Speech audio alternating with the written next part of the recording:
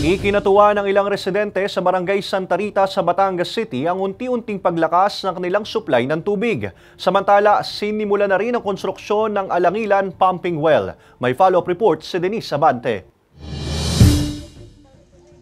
May bahagyang ginhawa na raw sa pakiramdam para kay Rosa, residente ng Purok 3 ng Barangay Santa Rita, Batangas City. Nagkaroon na raw kasi kahit papaano ng pagbabago sa nararanasang problema ng supply ng tubig sa kanilang lugar. Kung noong nakaraan ay tambak ang mga hugasing plato at kaldero sa kanyang batya, ngayon halos wala na. Sulit naman ang ibinabayad naman, nagkakatubig naman talaga. Mag-ipon ka nga at puyat nga lang abutin mo. Ay sana'y lumakas na at nawala lang hindi na mamatay yung dire-diretso na.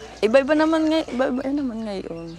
Dahil hindi na masyado dati-dati na madaling araw na talaga. Ang paglakas sa supply ng tubig ay dahil daw sa mga naayos ng mga tubo mula sa leak repairs at adjustment sa pressure ng water supply sa lugar. Inire-report namin dito yung mga leak. Yun yung problema sa kasi kapag ka nagtaas sila ng pressure, bumibigay yung mga linyada nila.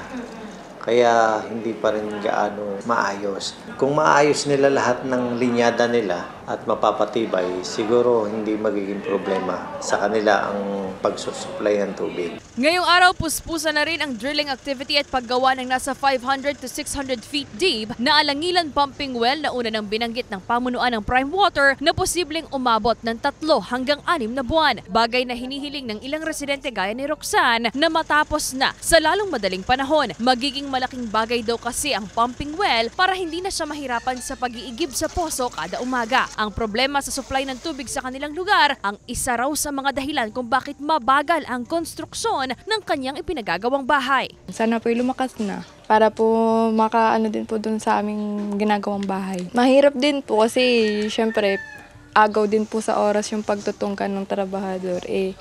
Wala pong tulong ngayong oras na ito pag po may nagawa. Hindi naman daw tumitigil ang pamunuan ng barangay sa pakikipag-ugnayan sa Prime Water para tuluyan ang masolusyonan ang problema nila sa tubig.